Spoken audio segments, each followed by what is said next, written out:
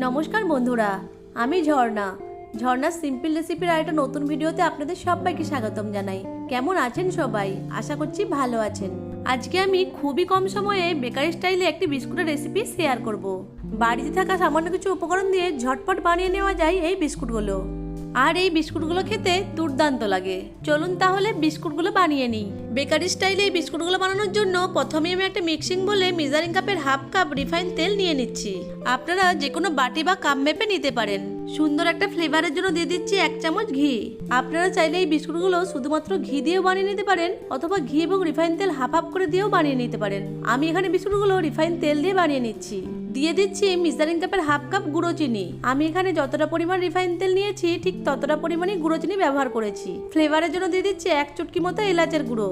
এখন গুঁড়ো চিনিটাকে তেলের সাথে খুব ভালো করে মিশিয়ে নিচ্ছি।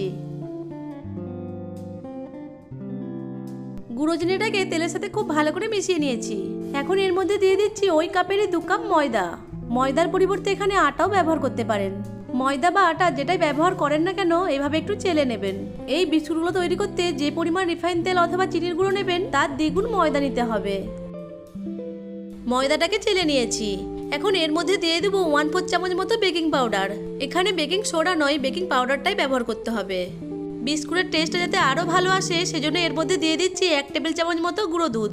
সবকিছু উপকরণকে প্রথমে চামচ দিয়ে ভালো করে মিশিয়ে নিচ্ছি।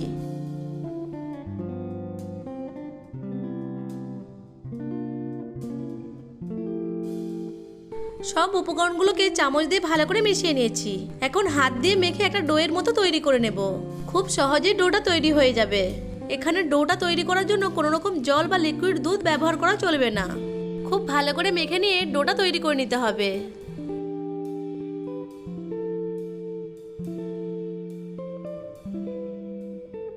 ডোটা আমার তৈরি হয়ে গেছে। দেখুন ডোটা কতটা স্মুথ হয়েছে। এখন যে পাত্রে বিস্কুটগুলো বেক করব সেই পাত্রটা নিয়ে নিচ্ছি। আমি এখানে বিস্কুটগুলো বেক করার জন্য একটা স্টিলের থালা নিয়ে নিয়েছি। এখন থালার উপর একটা বাটার পেপার দিয়ে দিচ্ছি। যদি বাটার পেপার না থাকে তাহলে নর্মাল একটা পেপার নিয়ে তার উপর তেল ব্রাশ করে নেবেন। এখন বিস্কুটের শেপগুলো তৈরি করে নেব। তার জন্য তৈরি করে রাখা ডো থেকে কিছুটা করে ডো নিয়ে প্রথমে গোল করে, তারপর একটু লম্বা করে, তারপর একটু চ্যাপ্টা করে নেব। আপনারা আপনাদের পছন্দ মতো শেপ দিয়ে দেবেন।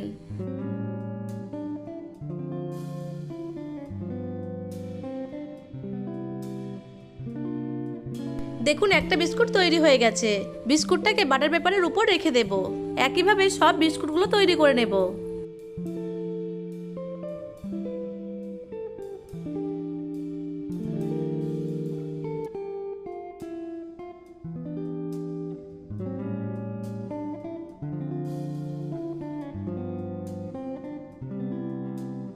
সব বিস্কুটগুলোকে তৈরি করে নিয়েছি। এবার একটা স্টিক নিয়ে বিস্কুটের উপর এরকম একটা ডিজাইন করে দেব। এটা অপশনাল, আপনারা না চাইলে নাও করতে পারেন। আপনারা চাইলে ডিজাইন না করেও বিস্কুটগুলোকে বেক করে নিতে পারেন। তবে এইভাবে ডিজাইন করলে বিস্কুটগুলো দেখতে ভালো লাগে।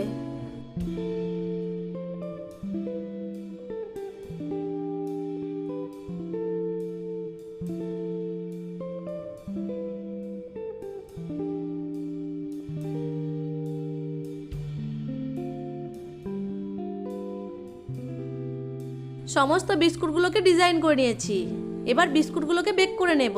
তার জন্য আমি এখানে একটা পাত্র নিয়ে ভালোভাবে গরম করে নিয়েছি। পাত্রের ভেতরে 3-4টে টিস্যু পেপার দিয়ে দিচ্ছি। টিস্যু পেপারের পরিবর্তে যে কোনো কাগজও দিতে পারেন। তারপর টিস্যু পেপার বা কাগজের উপর এরকম একটা স্ট্যান্ড বসিয়ে দেবেন।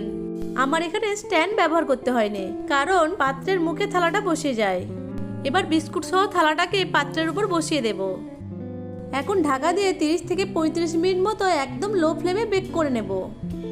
35 মিনিট হয়ে গেছে। এখন ঢাকাটা খুলে নিচ্ছি। দেখুন বিস্কুটগুলো সুন্দরভাবে বেক হয়ে গেছে আর ফুলেও গেছে। আর দেখুন বিস্কুটগুলোকে দেখতে কত সুন্দর লাগছে। এই অবস্থায় বিস্কুটগুলোকে হাত দেবেন না, কারণ গরম থাকাকালীন বিস্কুটগুলো একটু নরম থাকবে, ঠান্ডা হয়ে গেলে শক্ত হয়ে যাবে। এখন বিস্কুট সহ থালাটাকে পাত্র থেকে উঠিয়ে নিচ্ছি। বিস্কুট সহ থালাটাকে নামিয়ে নিয়ে সম্পূর্ণ ঠান্ডা করে নেব।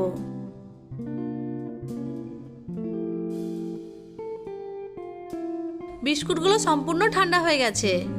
এখন একটা স্প্যাচুলার সাহায্যে বিস্কুটগুলোকে থালা থেকে উঠিয়ে নিচ্ছি। যেহেতু বাটার পেপার দেওয়া আছে তাই একটু হালকা চাপ দিলে বিস্কুটগুলো থালা থেকে উঠে আসবে। তবে বিস্কুটগুলো সম্পূর্ণরূপে ঠান্ডা হওয়ার পর এগুলোকে তুলতে হবে। এখন বিস্কুটগুলোকে থালা থেকে তুলে নিয়ে একটা প্লেটে সার্ভ করে দিচ্ছি। দেখলেন তো কত সহজেই বেকারি স্টাইলে বিস্কুটগুলো তৈরি হয়ে গেল। বাড়িতে একবার হলো এইভাবে বেকারি স্টাইলে বিস্কুট বানিয়ে দেখবেন আর আমাকে কমেন্ট করে জানাবেন বিস্কুটগুলো কেমন লাগলো আপনাদের। এই বিস্কিটগুলো খেতে এতটাই ভালো লাগে যে ছোট থেকে বড় সবাই খেতে খুবই পছন্দ করবে। আশা করছি আজকের রেসিপিটা আপনাদের কাছে ভালো লেগেছে। ভালো লেগে থাকলে আমার ভিডিওটিকে লাইক, কমেন্ট, শেয়ার আর চ্যানেলটিকে সাবস্ক্রাইব করে পাশে থাকা বেল আইকনটিকে অন করে রাখবেন আমার পরবর্তী ভিডিওর নোটিফিকেশন সবার আগে পাওয়ার জন্য। দেখুন বিস্কুটগুলোর পেছনের দিকটাও খুব ভালোভাবে বেক হয়েছে। চলুন একটা বিস্কুট ভেঙে দেখাই। বিস্কুটগুলো এতটাই খাস্তা হয় যে মুখে দিলেই মিলিয়ে যাবে। দেখুন বিস্কুটের ভেতরগুলোও সুন্দরভাবে বেক হয়েছে। ভিডিওটা প্রথম থেকে শেষ পর্যন্ত দেখার জন্য আপনাদেরকে অসংখ্য ধন্যবাদ।